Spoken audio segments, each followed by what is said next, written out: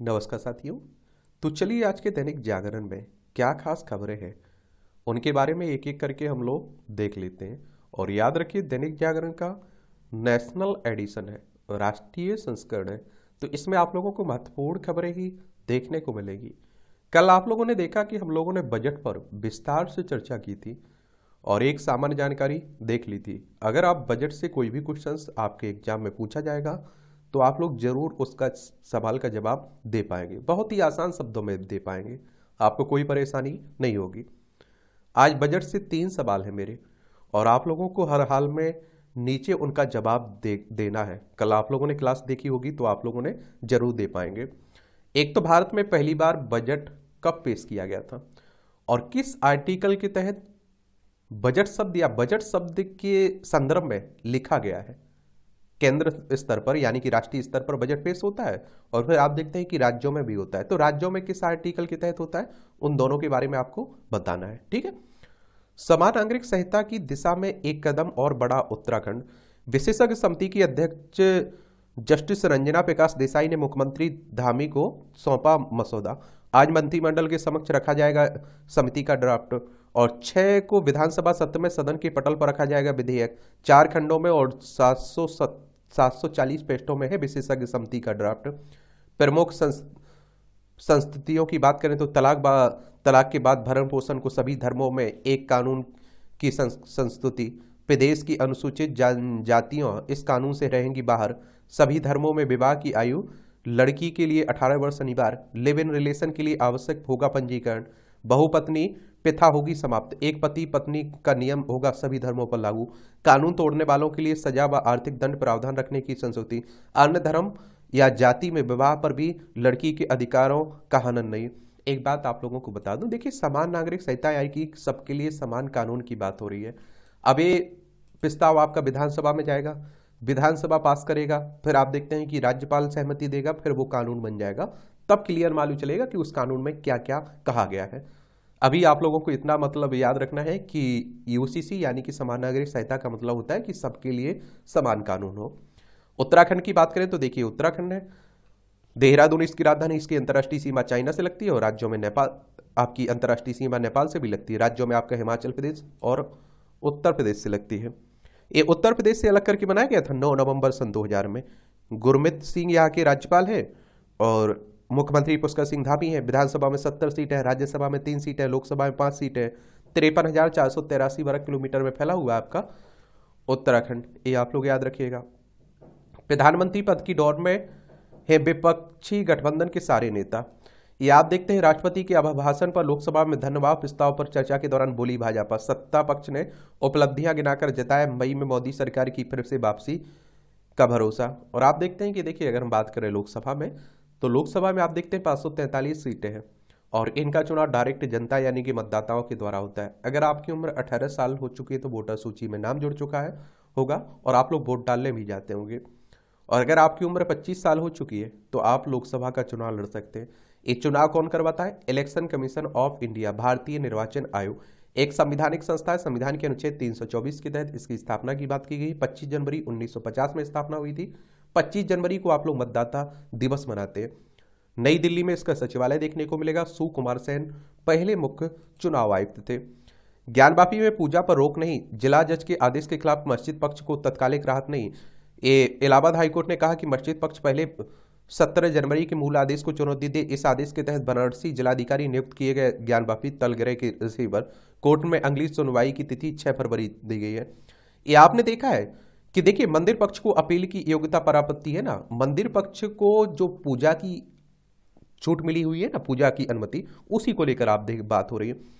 मंदिर पक्ष से अधिवक्ता विष्णु शंकर जैन ने बेसिक आदेश 17 जनवरी को चुनौती न देने के कारण अपील की योग्यता पर आपत्ति की। बताया कि 1993 तक तलगृह में पूजा होती थी।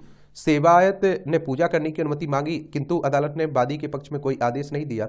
अदालत ने 1983 में बने काशी विश्वनाथ मंदिर ट्रस्ट को पुजारी के माध्यम से पूजा कराने की अनुमति दी। हालांकि वादी ने पहले ही अपने अधिकार ट्रस्ट को सौंप दिए। तलगरह की दरवाजे की चाबी ब्यास परिवार के पास थी, किंतु बैरिगेटिंग कर उन्हें 1993 में पूजा करने से रोका दिया गया था। दरवाजा भी तोड़कर बंद कर दिया गया था। मसाजिद कमेटी का विवादित स्थल पर काजी कभी कब्जा नहीं रहा, वह इस आदेश से पीड़ित पक्ष नहीं था।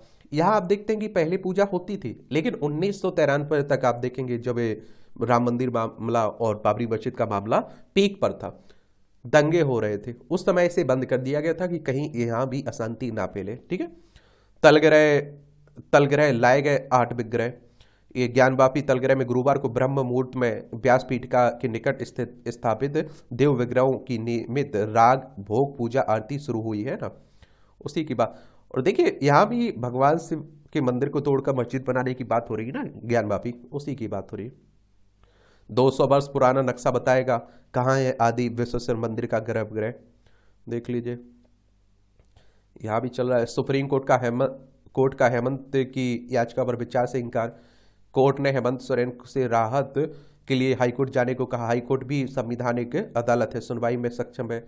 ये 5 दिनों की रिमांड पर है ना सोरेन, इन्हें आप देखिए कि मनी लॉन्ड्रिंग के मामले में गिरफ्तार किया गया था, जमीन घोटाले में, तो उन्हीं की बात हो रही है। सुप्रीम कोर्ट हमारी सर्वोच्च अदालत है। संविधान के अनुच्छेद 124 के तहत इसकी स्थापना की बात की गई है। 28 जनवरी 1950 में स्थापना हुई थी। नॉर्मल सी बात आप देखते हैं कि जब आपको कोई किसी का केस रहता है तो आप देखते हैं पहले निचली अदालतों में जाते हैं, फिर हाई कोर्ट में जाते हैं, फिर सुप्रीम कोर्ट में जाते हैं। हरस मंदर के घर और दफ्तर पर सीबीआई की छापेमारी। एजेंसी ने विदेशी फंडिंग मामले में मंदा उनकी एनजीओ पर दर्ज किया केस। साफरक सरकार में सोनिया गांधी के नेतृत्व में राष्ट्रीय सलाहकार परिषद के सदस्य थे मंदर। ये अभिभाषण पर बहस में नहीं दिखी सांसदों की रुचि। ये लोकसभा में चर्चा के दौरान 70-80 सांसद रहे मौजूद। सत्ता पक्ष और विपक्ष की अधिकांश बेंच इस दौरान नहीं रही खाली। ये आपकी राष्ट्रीय राजधानी से जुड़ी हुई खबरें हैं। वहां आप देखते हैं कि अरविंद केजरीवाल पर ईडी का शिकंजा कसा हुआ है, और जो शराब घोटाले की बात होती है ना, तो उसमें इनका भी नाम आने की बात हो रही है। ईडी यानी कि इन्फोर्समेंट डायरेक्टरेट की बात हो रही, प्रवर्तन निदेशालय की। इसकी स्थापना कब हुई थी, इसका हेडक्वार्टर कहाँ है, ये भी आप लोगों को बताना है। डेली हम लोग इसके बारे में बात कर रहे हैं। आप थोड़ा रिसर्च किया करिएगा, थोड़ा आप लोग ध्यान दिया करिएगा, और जो क्वेश्चंस पूछे जाते हैं उस पर आप लोग जवाब दिया करिएगा, सर्च कर लिया करिएगा गूगल पर। मैं ये थोड़ी कहता हूँ कि अपने मन से, अगर आपको अपने मन से नहीं आ रहा है तब भी आप लोग क्या किया करिएगा, सर्च करके बता दिया करिएगा। आहार विहार में बदलाव से नियंत्रित होगी जीवनशैली से जुड़ी बीमारियां। राष्ट्रीय आरोग्य मेले में दूसरे दिन आयुष पर परिचर्चा में आए महत्वपूर्ण सुझाव। विशेषज्ञों की चिंता, जीवन शैली से जुड़ी गैर संचारी बीमारियों बड़ी समस्या। कुछ तो आप लोग देखेंगे कि हमारी जो जीवनचर्या है ना, ये भी बीमारी का एक कारण बनती जा रही है। जो हमारा खान पान है, एक साथ चुनाव पर कोविंद समिति के लिए कोई विशेष समय सीमा नहीं है। कानून मंत्री अर्जुन राम मेघवाल ने प्रश्न के उत्तर में लोकसभा को दी जानकारी। कोविंद समिति को राजनीतिक दलों से अब तक 35 मिली है प्रतिक्रियाएं। और देखिए, एक देश एक चुनाव की बात हो रही है ना, उसी को लेकर बातें हो रही है। राष्ट्रपति के अभिभाषण पर चर्चा के दौरान विपक्ष ने सरकार व पीएम पर साधा निशाना। लोकतंत्र को शाही दरबार नहीं बनने देंगे, कांग्रेस नेता गोगोई कह रहे हैं। युद्धपोतों पर महिला कर्मियों की हो रही नियुक्ति। अजय भट्ट करें रक्षा उद्योगों के लिए निवेश आकर्षित करने के लिए 2 रक्षा उद्योग गलियारा स्थापित। और नौसेना ने अरब सागर सोमालिया के पूर्वी तट पर जहाजों की तैनाती और निगरानी बढ़ाई। ये आप देखें, 5 वर्षों में बाल देखभाल संस्थानों में बच्चों के शोषण के 75 मामले दर्ज हुए। ईरानी बाल विकास मंत्रालय ने ये कहा है। ये आप देखते हैं कि संसद में आंकड़े दिए जा रहे हैं, बातें कही जा रही हैं।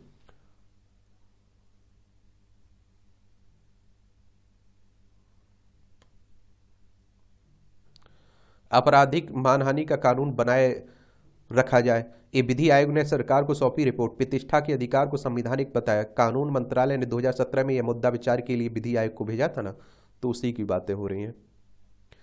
ये आप देखिए, प्रतिष्ठा अनुच्छेद 21 जीवन व स्वतंत्रता का हक का अभिन्न पहलू है। इसे सिर्फ इसलिए खराब करने की इजाजत नहीं दी जा सकती कि किसी के पास अभिव्यक्ति की आज़ादी है। अभिव्यक्ति की आज़ादी की कीमत पर दूसरे की भावनाएं नहीं आहत की जा सकती हैं।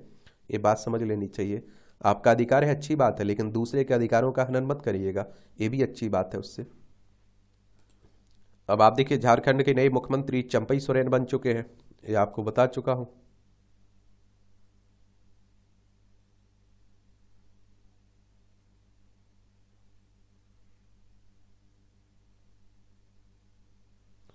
ये सब राजनीति की खबरें चल रही हैं। ये आप सभी जानते हैं कि मैंने आप लोगों से शुरुआत में ही कहा था कि क्या एक गठबंधन हो पाना बड़ा मुश्किल है विपक्षियों का। अगर हो गया तो आप देखेंगे कि बड़ा फायदा मिलेगा विपक्ष को, लेकिन टूटते जा रहे हैं एक एक कर कर।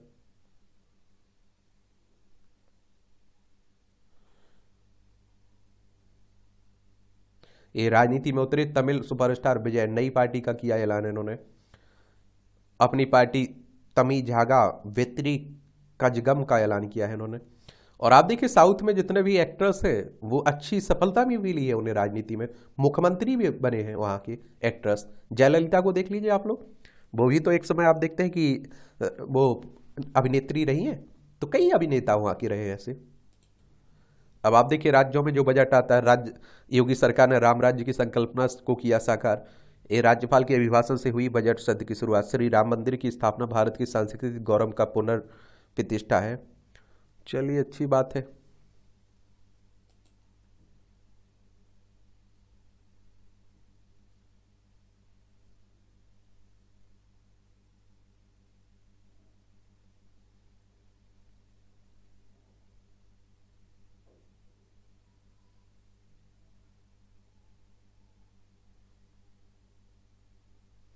एक स्विच के लिए महीनों से पत्राचार, लाखों की बिजली की का अपव्यय, एक लाल फीताशाही। आप देखिए कोट द्वार में 2400 घंटे जल रही 1000 स्ट्रीट लाइट। ऊर्जा निगम 3 बार निगम लिख चुका है नगर निगम को पत्र। मास्टर स्विच पर 3700-500 रुपये खर्च करने के बजाय हर माह 84,000 रुपये की चपत सह रहा है निगम। और एक बात आप लोगों को बता दूं कि देखिए लाल फीताशाही या लाट साहबी कह लीजिए, हमारे यहाँ से अधिकारियों में जा ही नहीं रही है। अभी किसी भी आप लोग सरकारी अधिकारी के यहाँ जाइए कुछ काम के लिए, वो ऐसे बात करता है जैसे कोई गवर्नर बैठा हो और आपको लौटा देगा। मैं देखता हूँ कि बड़ा परेशान करते हैं लोगों को। नगर निगम ने सड़कों पर सेंसर युक्त लाइट लगाई है जो सूरज की रोशनी के अनुसार स्वतः ऑन ऑफ होती है। किसी लाइट को के खराब होने पर मरम्मत के वक्त कार्मिक सेंसर निकाल देते हैं, इसी कारण लाइट दिन रात जल रही है। गुणवत्ता पर भी आप देखिए सवाल उठ रहे हैं। चंडीगढ़ मेयर चुनाव में विवाद का मामला सुप्रीम कोर्ट पहुंचा। आम आदमी पार्टी के पार्षद ने शीर्ष अदालत में दाखिल की याचिका, जल्द सुनवाई की लगाई गुहार। सीजीआई ने कहा विचार करेंगे। ये आपने देखा होगा कि इनके पास बहुमत था, कांग्रेस और आम आदमी पार्टी के पास इनका गठबंधन हुआ था, लेकिन बीजेपी जीत गई। 8 वोट उनके रद्द हो गए ना, आम आदमी पार्टी और उनके गठबंधन के। तीसरे कार्यकाल में बनेगी तीसरी सबसे बड़ी अर्थव्यवस्था। Bharat mobility global expo. प्रधानमंत्री मोदी ने कहा कि अपनी जिंदगी में ना तो गाड़ी खरीदी ना ही साइकिल। राष्ट्रीय राजमार्गों पर बस व ट्रक ड्राइवरों के लिए 1000 रेस्ट हाउस खोलेंगे। 75 नए एयरपोर्ट, 15 शहरों में नए रेल मार्ग, 21 करोड़ से अधिक कारें बिक्री और 90,000 किलोमीटर राष्ट्रीय राजमार्ग बने। 4 लाख किलोमीटर ग्रामीण सड़कें, 60% यात्री कारों की बिक्री में बढ़त। 12 लाख इलेक्ट्रिक कारें बिक्री हर साल, 70% दोपहिया वाहनों की बिक्री बढ़ी। चलिए अच्छी बात है।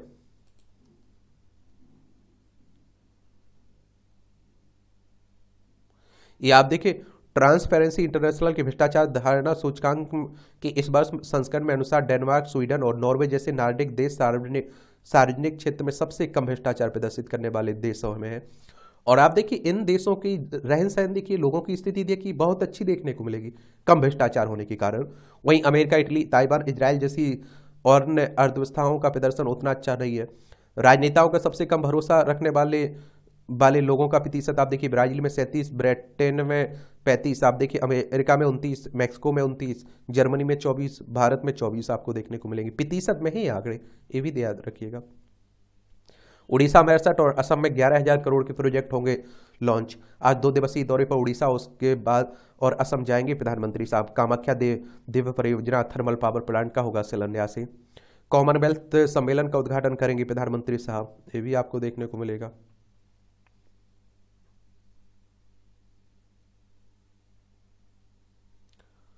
ये मालदीव में सैन्यकर्मी बदलेगा भारत। नई दिल्ली में हुई कोर समूह की बैठक में बनी इस बात पर सहमति। आसन्न कमियों की मदद से हो सकता है प्लेटफॉर्मों का संचालन। माली इसकी राजधानी मालदीव की कह रहा है कि हमारे इससे हटाओ अपने सैनिक।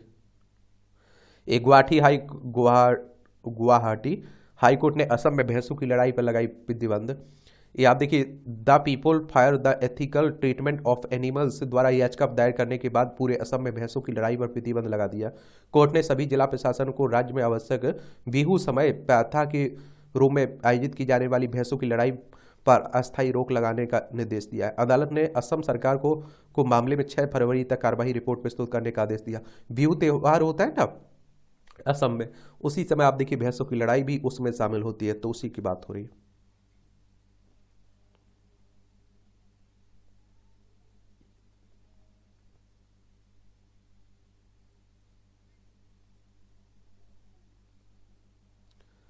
10वीं और 10वीं में सभी 10 तो 12वीं में 6 विषयों में पास होना जरूरी है। CBSE NIOS और राज्य बोर्डों में लागू होगा कैडेट फ्रेमवर्क। शैक्षणिक सत्र 2024-25 से शैक्षणिक ढांचे में महत्वपूर्ण बदलाव। 10वीं में अब 3 भाषाएं होंगी। अब 10वीं कक्षा में 3 भाषाएं शामिल होंगी, जिसमें 2 भाषाएं कम से कम भारत में बोली जाने वाली होंगी। वहीं 7 मुख्य विषय होंगे। इसमें गणित, कंप्यूटेशनल थिंकिंग, सामाजिक विज्ञान, विज्ञान, कला शिक्षा, शारीरिक शिक्षा, कल्याण, व्यावसायिक शिक्षा और अंतर विषय क्षेत्र शामिल है। विद्यार्थियों को सभी 10 विषयों में उत्तीर्ण होना आवश्यक है। और 12वीं में 2 भाषा विषय होंगे शामिल। एक बात और आप लोगों को बता दूं, नई जो हमारी शिक्षा नीति आई हुई है ना, ये अब आप देखिए गुणवत्तापूर्ण शिक्षा पर ध्यान दे रही है। 12वीं में अब विद्यार्थियों को एक के बजाय 2 भाषाएं पढ़नी होंगी। इसमें आप देखिए कम से कम 1 भाषा भारत में बोली जाने वाली होगी। वही 4 मुख्य विषय और 1 वैकल्पिक विषय होगा। यह सभी विषयों को विद्यार्थियों को चयनित करने होंगे। NCERT के तहत इन विषयों को 3 समूह में बांटा गया है, जिसमें से विद्यार्थियों को किसी 2 समूह में 4 विषय चयनित करने होंगे। पहले समूह में संगीत, नृत्य, थिएटर, स्कल्पचर, प्रिंटिंग, शारीरिक शिक्षा, कल्याण व व्यावसायिक शिक्षा शामिल है। दूसरे समूह में इतिहास, भूगोल, राजनीति विज्ञान, अर्थशास्त्र, दर्शन शास्त्र, मनोविज्ञान, समाजशास्त्र, वाणिज्य एवं पर्यावरण शिक्षा शामिल। और तीसरे समूह में गणित, प्रोग्रामिंग व कोडिंग, बिजनेस, गणित, भौतिकी, रसायन विज्ञान व जीव विज्ञान शामिल है। कैडेट की गणना की बात करें तो ये कैडेट प्रतिमाह सप्ताह 1 घंटे के शिक्षण या 2 घंटे के व्यवहारिक कार्य क्षेत्र कार्य के बराबर होगा। एक कैडेट का मतलब आप देखिए 15 घंटे की सिद्धांत थ्योरी या 30 घंटे की कार्यशाला या प्रयोगशाला कार्य के बराबर होगा। मुख्य बिंदु की बात करें तो कैडेट के आवंटन के लिए कुल अनुमानित 1200 शिक्षण घंटे प्रति वर्ष होंगे, जिसके लिए आप देखिए 40 कैडेट दिए जाएंगे। NCRF के तहत कैडेट गणना के लिए 30 शिक्षण घंटों को एक कैडेट के रूप में गिना जाएगा। विद्यार्थियों की एक सत्र में न्यूनतम 75% उपस्थिति जरूरी है। मुख्य परीक्षाओं में कैडेट विद्यार्थियों के ग्रेड कार्ड में अंकों और ग्रेड के साथ दर्शाया जाएगा। अर्जित कैडेट विद्यार्थियों के अकादमिक बैंक ऑफ कैडेट में जमा किया जाएगा, जो छात्र के डिजी लॉकर से जुड़ा होगा। प्रत्येक विषय 7 कैडेट का होगा। एक सत्र में आप देखिए 210 घंटे आवंटित किए जाएंगे। प्रत्येक अध्याय के लिए घंटे आवंटित हैं और इसे आगे सिद्धांतिक और व्यवहारिक घंटों में विभाजित किया गया है। चलिए, अच्छी बातें हैं। UCC बिल पर असम की नज़र, बहु विवाह प्रतिबंध बिल भी लाएंगे। CM शर्मा बोले बदलाव कर लागू होगा समान नागरिक संहिता। कहा असम सरकार UGC से आदिवासी आबादी को दूर रखेंगे। तो उसी की बात हो रही है, आप देखेंगे। वायुसेना का पोखरण में वायु शक्ति 2024 अभ्यास 17 को राफेल, प्रचंड, अपाचे लेंगे भाग। इसमें भारत की क्षमताओं का करेंगे प्रदर्शन। इसमें ये भारत पाकिस्तान की सीमा पर आप देखें।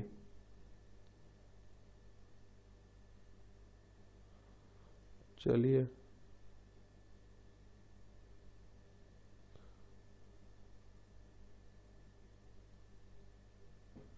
IIT मद्रास ने दाखिल में शुरू किया खेल कोटा।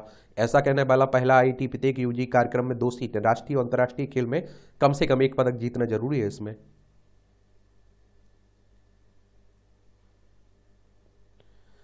इस पवित्र पद पर पग पग होती है रामत्व की अनुभूति। बिहार के दरभंगा और आसपास के प्रभु श्री राम, माता सीता से जुड़े कई आस्थाओं और रंग, राजमहल व संग्रहालय, ऐसे स्थानों पर जाया करिएगा। पर्यटन, राम नाम बैंक स्तंभ है। अहिल्या उद्यान स्तंभ के सामने करीब 27 फीट ऊंची स्तंभकार राम नाम बैंक स्थित है। वर्ष 1967 में आंध्र प्रदेश के गुंटूर जिले के नादिगड्डापलेम में स्थापित बासु दास आश्रम में जुड़े सेवानिवृत्त IAS अधिकारी श्री गोपालाचार्य स्वामी के नेतृत्व में राम नाम बैंक स्तंभ का निर्माण हुआ था। इसमें राम लिखे लाखों पन्ने सहेजे गए हैं और जन स्वीकृति है कि इसकी एक परिक्रमा से लाखों बार सरनाम जपने का पुण्य अर्जित होता है। पर्यटन क्षेत्र को बढ़ावा मिलता है, धार्मिक पर्यटन को। पर्यटन क्षेत्र हमारी अर्थव्यवस्था में एक बड़ा योगदान देता है, ये आपको मालूम होगा। अब आप देखिए, ये आपका संपादकीय पाठ है। ये आपको प्रीलिम्स में, मुख्य परीक्षा में, इंटरव्यू में हर जगह मदद पहुंचाते हैं। एक सामान्य जानकारी मिलती है आप लोगों को, जरूर पढ़ना चाहिए। मुझे लगता है न्यूज़पेपर की जान होता है एक तरह से। धर्म स्थलों की वापसी का अभियान जो आप देख रहे हैं ना, हिंदू मुस्लिम, इसी की बात हो रही है। एक दौर वह भी था जब मजहबी जुनून के वसीभूत बाबर के सिफर सलाहकार मीर बाकी ने अयोध्या में रक्तपात करते हुए राम मंदिर का ध्वंस किया और उसी के अवशेषों पर मस्जिद खड़ी कर दी। बाबर के दौर से शुरू हुआ यह सिलसिला औरंगजेब के दौर में अपने चरम पर पहुंच गया। इसी सिलसिले में कई मंदिरों को ध्वस्त कर उन्हीं के स्थान पर उनकी सामग्री से ही मस्जिद जैसे ढांचे खड़े कर दिए गए। और बनारस में ज्ञानवापी ऐसा ही उदाहरण, जहां मंदिर तोड़कर मस्जिद खड़ी कर दी गई। बीते दिनों इस मंदिर के एक तलगरह में 1993 के बाद हिंदू पक्ष को फिर से अदालती अदालती खींचतान जारी है। वाराणसी जैसी स्थिति मथुरा की भी है। अयोध्या में आज जिस स्थान पर आप देखते हैं भव्य राम मंदिर अपनी अलौकिकता, दिव्यता एवं भव्यता से करोड़ों आस्थावानों को अभिभूत कर रहा है, उसके निर्माण की राह कतई आसान नहीं रही है। यह दिसंबर 1949 की बात है, जब मंदिर के खंडहरों पर बने ढांचे में रामलला की मूर्तियां दृष्टिगत हुई। वह भी एक लंबी कहानी है। सिटी मजिस्ट्रेट गुरुदत्त सिंह और जिला मजिस्ट्रेट के नायर ने संकीर्ण राजनीतिक पक्षधरता को धता बताते हुए निर्णय लिया कि जिसमें अयोध्या में मुक्ति के लिए सैकड़ों वर्षों से चले आ रहे संघर्ष को सार्थक दिशा दी। शांति व्यवस्था जिला मजिस्ट्रेट का क्षेत्राधिकार है। उन्होंने मूर्तियां नहीं हटवाई।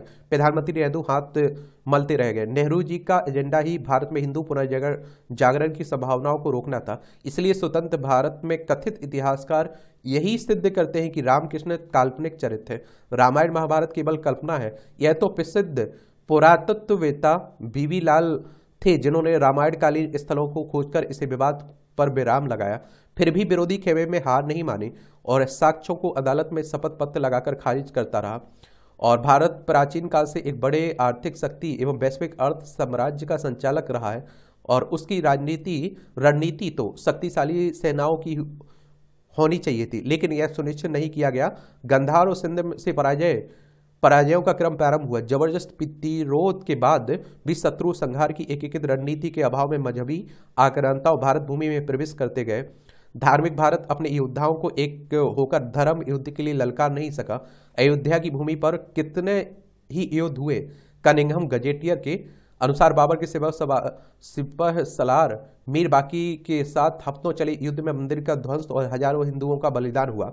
एक बार तो पंजाब से आए निहंग सिख योद्धाओं ने एक हफ्ते तक विवादित ढांचे पर कब्जा बनाए रखा।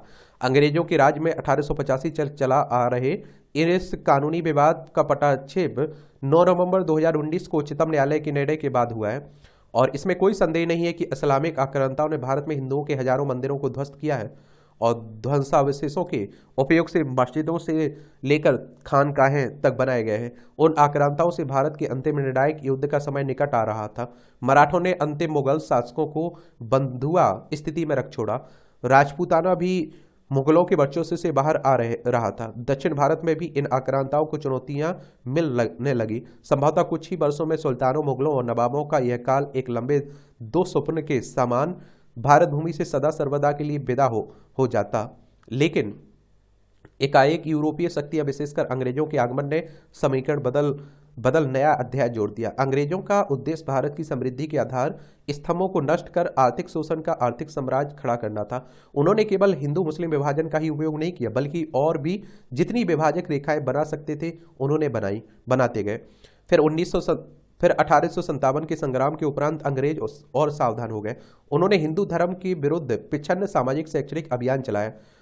मंदिरों की मुक्ति का हमारा वह लक्ष्य विदेशी शिक्षाओं के प्रभाव में दिशा भटक गया। जो लोकतंत्र अंग्रेज लेकर आए उसमें मुस्लिम पृथक निर्वाचन की व्यवस्था प्रारंभ से थी और फलस्वरूप आप देखिए 20वीं शताब्दी का तीसरा दशक भीषण सांप्रदायिक दंगों की भेंट चढ़ गया।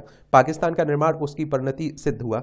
दक्षिण भारत और पूर्वोत्तर में अलगाववादी मानसिकता को हवा देकर अंग्रेज एक विभाजित राष्ट्र की भूमिका लिख गए। आज भी वहां से अलगाव के स्वर सुनाई पड़ते रहते हैं। बीते दिनों ही कर्नाटक के उप मुख्यमंत्री डीके शिवकुमार के भाई और कांग्रेस सांसद डीके सुरेश कुमार ने दक्षिण के राज्यों का अलग देश बनाने का एक विभाजनकारी सिगुफा छेड़ा है। अंग्रेज जो अंतरिम सरकार छोड़ गए थे उसके लिए भारतीय संस्कृति, हिंदू धर्म और मंदिर आदि मुख्यधारा के मुद्दे ही नहीं थे।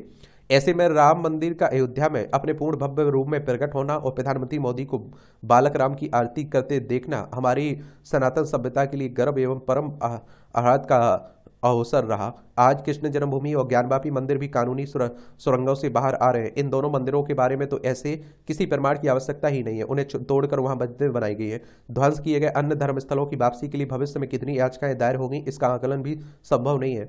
धर्मस्थलों की वापसी का यह अभियान किसी भी रूप में सांप्रदायिक नहीं है। हिंदू समाज उन मंदिरों को ही वापस मांग रहा है जो उसके अपने थे और जिन्हें मजहबी आक्रांता ने ध्वस्त कर उन पर अपने ढांचे खड़े किए थे। अब हिंदू समाज उन धार्मिक सांस्कृतिक स्थलों को बिना किसी दुर्भावना के अपनी उसी पूर्व की स्थिति में लाना चाह रहा है जैसे कि वे सैकड़ों वर्ष पूर्व थे। हिंदू समाज किसी अन्य पंथ के उपासना स्थल कदापि नहीं चाहता है और उसका लक्ष्य तो केवल धार्मिक संस्कृति से के अपने लक्ष्य स्थलों का पुनर्स्थापना करना है। राम मंदिर की पुनर्स्थापना इस सांस्कृतिक लक्ष्य की स्पष्ट उद्घोषणा है।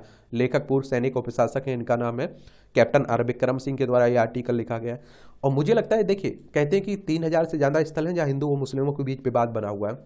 एक बार बैठकर मुझे लगता है कि शुरुआत में आज़ादी के समय ही या अभी भी कभी भी सभी पर मुझे लगता है एक सहमति से एक निर्णय ले जाना चाहिए और एक बंद हो जाना चाहिए सब, क्योंकि आप देखते हैं कि इससे दो समुदायों के बीच काफ़ी खाई बढ़ती है और इस देश के लिए भी अच्छा नहीं है और किसी के लिए अच्छा नहीं है। तो कोई बीच का रास्ता अपनाकर मुझे लगता है बंद कर दे, मेरी राय है। देखिए, विकसित भारत की दीर्घकालिक योजना, तो पिछले 10 वर्षों में मोदी सरकार द्वारा किए गए संरचनात्मक सुधारों की अर्थव्यवस्था पर पड़ने वाले सकारात्मक परिणामों का ब्यौरा प्रस्तुत करते हुए वित्त मंत्री निर्मला सीतारमण ने अंतरिम बजट में 2047 तक देश को विकसित बनाने की एक दीर्घकालिक योजना का रोड मैप प्रस्तुत किया है। वैश्विक आर्थिक चुनौतियां, जलवायु परिवर्तन के प्रभाव और मुद्रास्फीति के दबाव जैसे तत्कालिक चुनौतियों के बीच भी वित्त मंत्री राजकोषीय घाटे को 5.8% तक संतुलित करने, पूंजीगत व्यय को प्राथमिकता देने, हरित और समावेशी विकास पर बल देने में सफल रही है।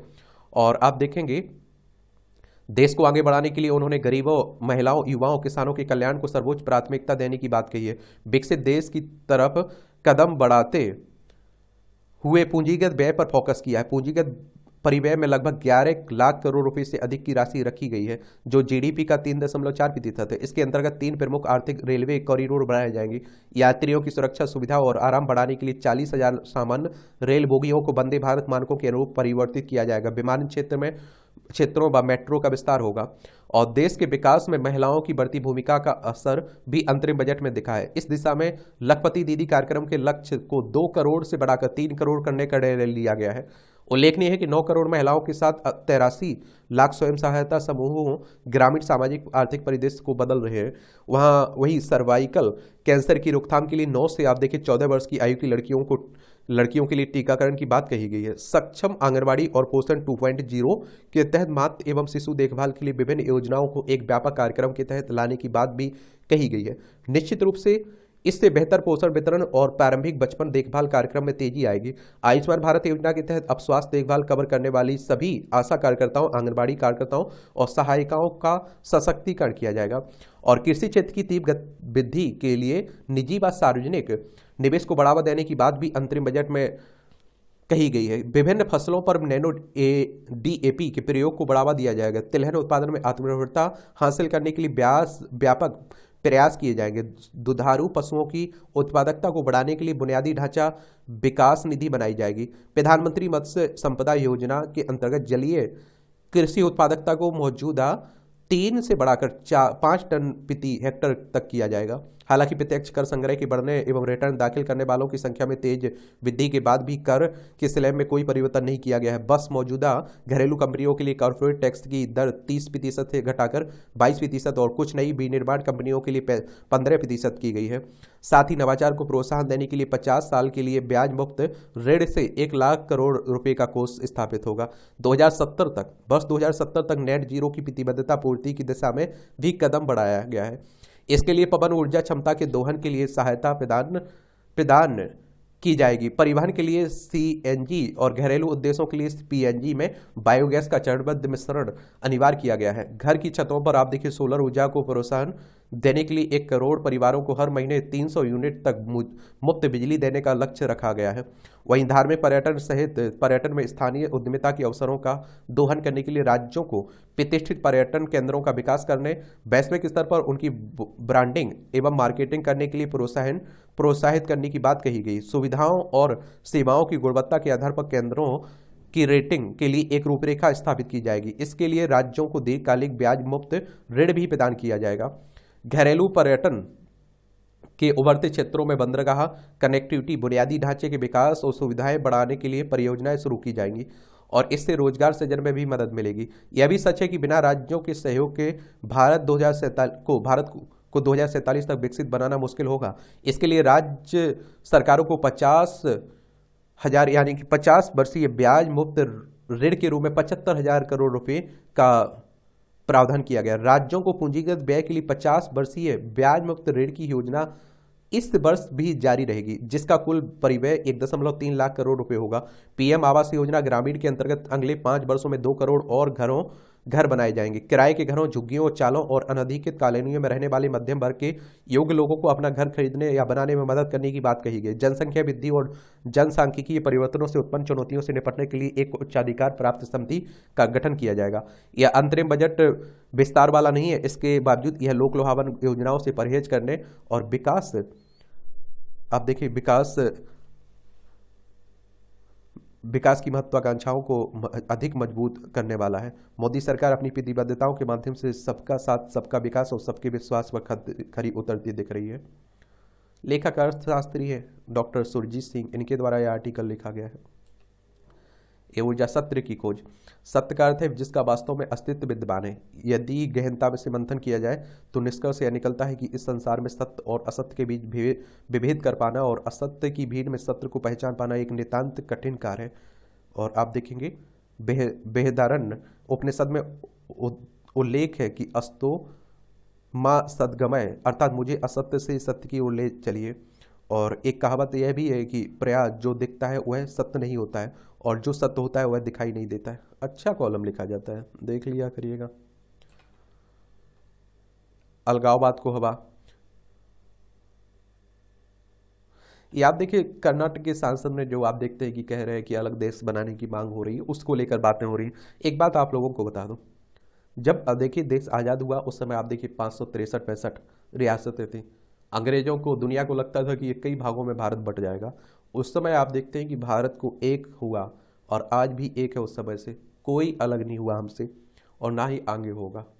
ये भारत के देश में जो जनता रहती है इसका मजबूती कहिए, नेताओं के कहने से कुछ नहीं होता है। बुजुर्गों का उपचार तो उत्तराखंड सरकार अब बुजुर्गों को घर बैठे उपचार की सुविधा उपलब्ध कराने की तैयारी कर रही है। यह निश्चित रूप से एक सराहनीय कदम है। सरकार ने बुजुर्गों के लिए जो योजना बनाई उसके अनुसार स्वास्थ्य विभाग के कार्मिक बुजुर्गों के घर जाकर नियमित हाल चाल जानने, साथ ही उन्होंने चिकित्सीय परामर्श, पैथोलॉजी जांच व दवा की सुविधा दी जाएगी।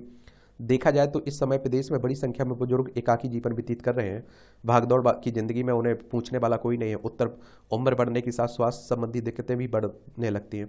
ऐसे में बार बार अस्पताल जाना भी उसकी समस्याओं को बढ़ाता है। विशेष रूप से प्रदेश के पर्वतीय क्षेत्रों में जहां स्वास्थ्य केंद्रों तक पहुंचना आसान नहीं है। हाल ही में राज्य निर्वाचन आयोग द्वारा जारी मतदाता सूची पर नजर डालें तो प्रदेश में इस समय 60 वर्ष से अधिक आयु के लगभग 13 लाख मतदाता हैं और इनमें आप देखिए 1.5 लाख से अधिक मतदाता 80 वर्ष से अधिक के हैं।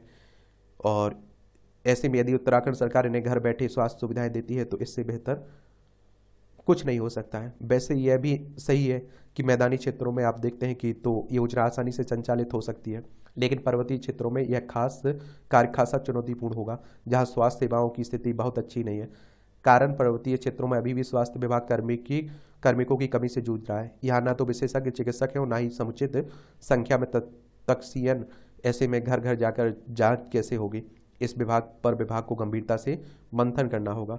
सरकार को चाहिए कि इस योजना को धरातल पर उतारने से पहले पर्वतीय क्षेत्रों में प्रशिक्षित कार्मिकों की तैनात की जाए। साथ ही स्वास्थ्य केंद्रों में दवा व जरूरी जांच उपकरण भी उपलब्धता भी सुनिश्चित हो। नकली वस्तुओं की जवाबदेही। तो आप देखिए ऑनलाइन शॉपिंग पोर्टल पर बिकने वाले नकली माल की सजा किसे मिलेगी? क्या नकली माल बेचने के अपराध की जवाबदेही उस कंपनी या व्यापारी तक ही सीमित है जो वैसा सामान बेच रहे हैं, या फिर वह शॉपिंग पोर्टल भी उसके लिए जिम्मेदार है जिस पर नकली माल बेचा जा रहा है? इस अनैतिक व्यापारिक व्यवहार से पीड़ित ग्राहक दर्शकों से न्याय की गुहार लगाते हुए सरकारी गलियारों अदालतों के चक्कर काट रहे हैं। ऑनलाइन शॉपिंग पोर्टल पर नकली माल बेचकर अंधाधुंध लाभ कमाने वाले व्यापारियों सहित उन्हें बेचने वाले पोर्टल पर दिल्ली हाईकोर्ट ने अंकुश लगाने की बात कही है, और इससे बड़े ब्रांड का माल समझकर नकली सामान की खरीद का शिकार बनने वाले उपभोक्ताओं को बड़ी राहत मिलेगी। अदालत ने इस मामले पर एक कंपनी को उसके शॉपिंग पोर्टल पर बिकने वाले नकली माल की बिक्री के लिए पूरी तरह जवाबदेह ठहराया। अदालत ने कंपनी के इस तर्क को खारिज कर दिया कि वह तो केवल माध्यम है, इसके लिए उसे पोर्टल पर बिकने वाले माल की गुणवत्ता के लिए जवाबदेह नहीं ठहराया जा सकता है। अदालती आदेश के अनुसार वह कंपनी अपने पोर्टल पर बिक रहे माल के लाभ से निश्चित प्रतिशत कमाती है, इसलिए आप देखिए उसे यह सुनिश्चित करना चाहिए कि माल की गुणवत्ता उस ब्रांड की ही हो। किसी भी शॉपिंग पोर्टल को स्थापित ब्रांड के नाम पर नकली माल बेचने की इजाज़त नहीं देनी चाहिए।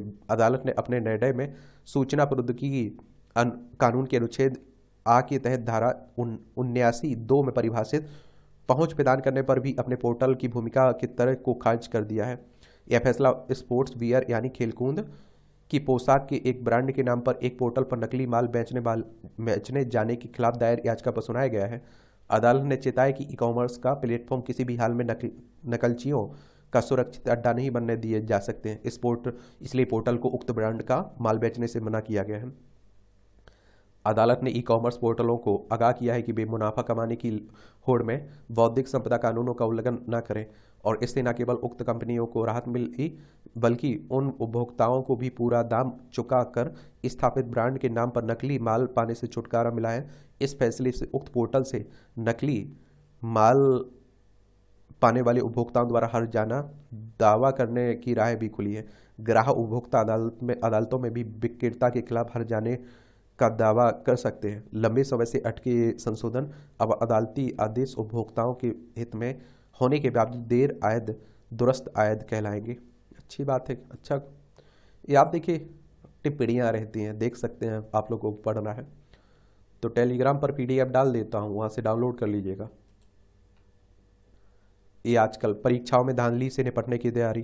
केंद्र सरकार प्रतियोगी परीक्षाओं में गड़बड़ी अनियमितताओं से सख्ती से निपटने के लिए वर्तमान बजट में सत्र में कानून लाने की तैयारी कर रही है।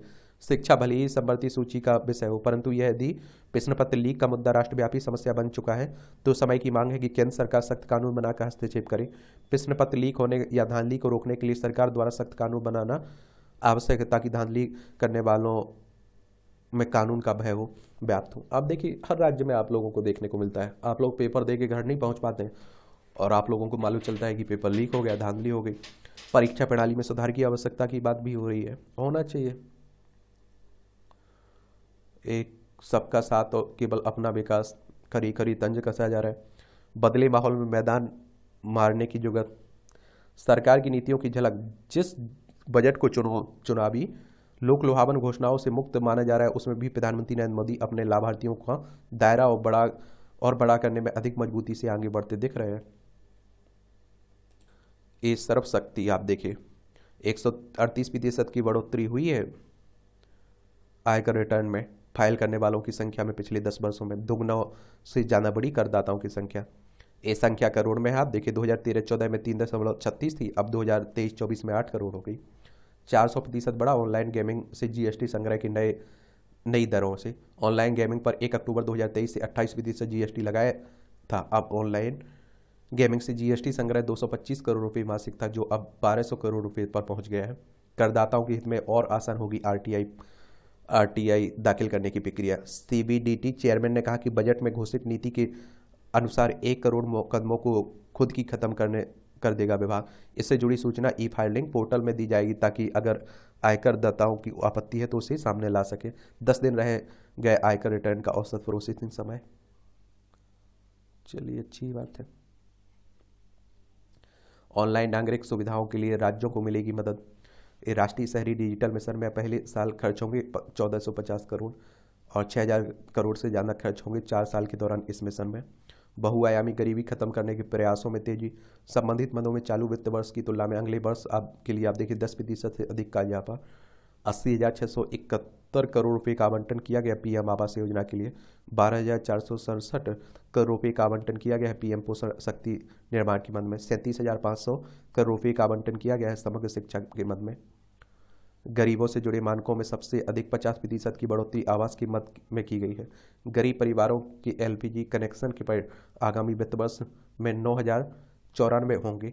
24.82 करोड़ लोगों को बहुआयामी गरीबी के दायरे से बाहर निकाला गया है। 15 करोड़ से अधिक लोग अभी भी बहुआयामी गरीबी के शिकार हैं नीति आयोग के अनुसार। ये आप लोग आंकड़े दे सकते हैं जब आप लोग आंसर राइटिंग कर रहे हो, निबंध लिख रहे हो, ठीक है।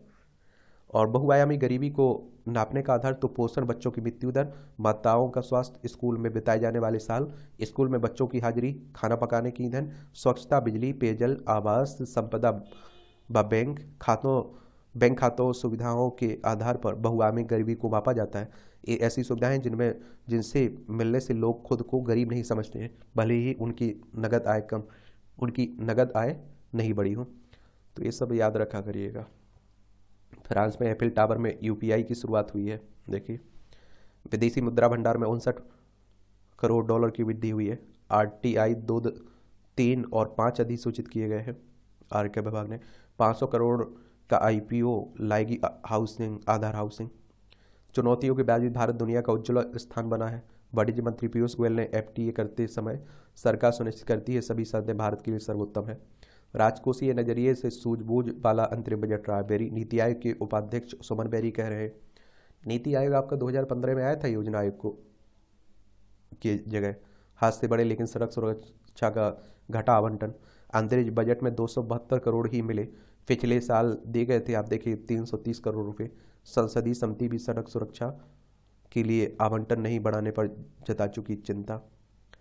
13,813 किलोमीटर राजमार्ग बनाने का लक्ष्य भी रखा गया है। 1.68 लाख लोगों ने हादसों में अपनी जान गंवाई 2022 के दौरान पूरे देश में।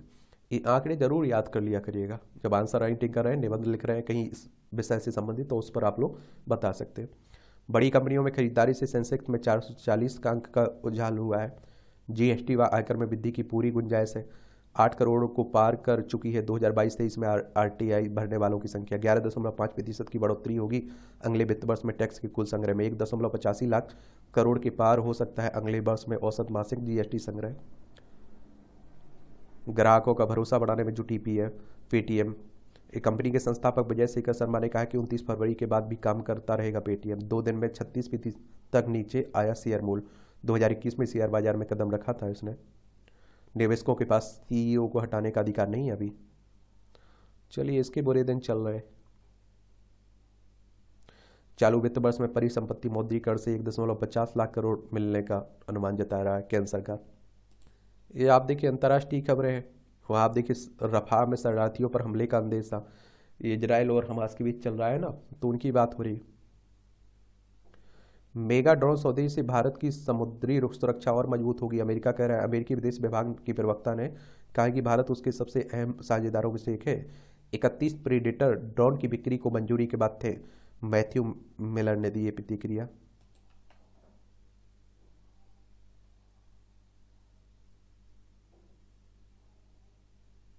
ये भारतीय नौसेना ने समुद्री लुटेरों से बचाया ईरानी जहाज अदन की खाड़ी से। देख लीजिए, ये अरब सागर, अदन की खाड़ी है, भूमध्य सागर, लाल सागर, ये हमारा प्यारा भारत।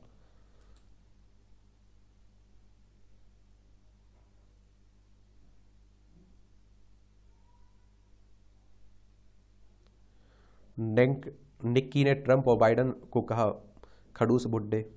ये यहाँ अमेरिका में भी चुनाव है ना, ये रिपब्लिकन प्रत्याशी की दावेदारी में पिछड़ रही है। हेली ने नहीं छोड़ी उम्मीद। दक्षिणी कैरोलिना में 24 फरवरी को होने वाले प्राइमरी चुनाव में आसान भी थे। भ्रष्टाचार मामले में मलेशिया के पूर्व प्रधानमंत्री की सजा आदि हुई।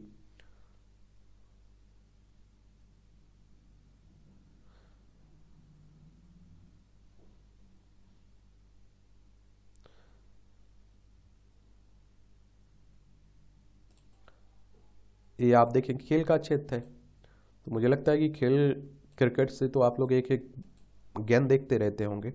हिताशी ने समाप्त किया 22 महीने का खिताबी सूखा। शानदार लय से में चल रही तासी बख्शी ने एक अंडर 69 का कार्ड खेल के साथ शुक्रवार को महिला प्रो गोल्फ टूर के तीसरे चरण में जीतकर 22 महीने के किताबी सूखे को खत्म कर दिया है इन्होंने। भारत की भूटान पर जीत, पूजा की 4 गोल की मदद से आप देखिए भारत ने शुक्रवार को यहाँ सैफ अंडर 19 महिला चैंपियनशिप में भूटान को 10-0 से हराया।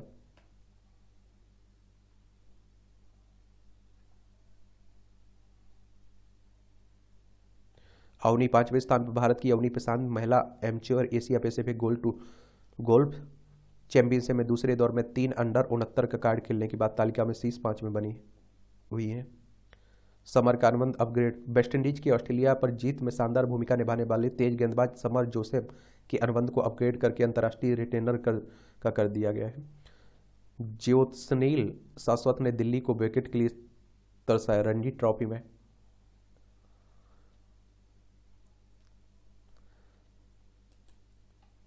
अस्मिता चालिया सेमीफाइनल में पहुंची है। भारत की अस्मिता चालिया ने शुक्रवार को यह शानदार प्रदर्शन के दम पर इंडोनेशिया की ईस्टर नोरोमी वाडो को सीधे गेम में हराकर थाईलैंड मास्टर्स बैडमिंटन टूर्नामेंट्स के महिला सिंगल्स सेमीफाइनल में प्रवेश किया है। रोनाल्डो के बिना भी अल नस्र ने मियामी को हराया। ये अमित स्मिथ सचिन जीते। भारतीय मुक्केबाज अमित और स्मिथ ने जीत दर्ज करते हुए स्पेन के ला नोसिया में खेले जा रहे बॉक्साम अंतर्राष्ट्रीय टूर्नामेंट सेमीफाइनल में प्रवेश किया। एक तरह से फेरारी से जुड़ेंगे हैमिल्टन। लुइस हैमिल्टन ने इस सत्र में के आखिरी मर्सिडीज छोड़कर फेरारी में जाने का फैसला लेकर मोटर स्पोर्ट्स जगत को हैरान कर दिया है। स्टार्टअप से खुलते नए अवसर, स्मार्ट तैयारी से पाए सफलता। और देखिए याद रखिएगा असिस्टेंट लोको पायलट की आई ना 5696, और ये आप लोगों को मुझे लगता है कि समझ लेना चाहिए कि अब हार्ड वो गधों की तरह मेहनत करने से अच्छा है स्मार्ट तैयारी करिए। और इसकी प्रक्रिया की बात करें तो एएलपी पदों पर चयन के लिए कुल 5 चरणों से गुजरना होता है। पहले चरण में सीबीटी एक परीक्षा होगी, यह केवल स्क्रीनिंग एग्जाम होगा। इसका अंक मेरिट लिस्ट में नहीं जुड़ेगा। इस परीक्षा में चुने गए उम्मीदवारों को दूसरे चरण में सीबीटी 2 परीक्षा में सम्मिलित होने का मौका मिलेगा। इन दोनों ही चरणों में 1/3 नेगेटिव मार्किंग का भी होगा। इसी तरह तीसरे चरण में कंप्यूटर बेस्ड एप्टीट्यूड टेस्ट और चौथे चरण में डॉक्यूमेंट वेरिफिकेशन और 5वें चरण में मेडिकल एग्जामिनेशन होगा। चलिए ये तो सब आपको मालूम रहता है। मनाली में पर्यटन से 7,000 रुपये वसूला, 14 किलोमीटर का किराया। इंडिया शब्द अंग्रेजों ने दिया, भारत कहना बेहतर होगा। मनमोहन वैद कह रहे हैं। जयपुर लिटरेचर फेस्टिवल में वैद अंतर्राष्ट्रीय विवाह का किया संबोधन। अंतर्राज्यीय का भारत के लोग दुनिया भर में गए, किसी को मंत्रांतरित नहीं किया।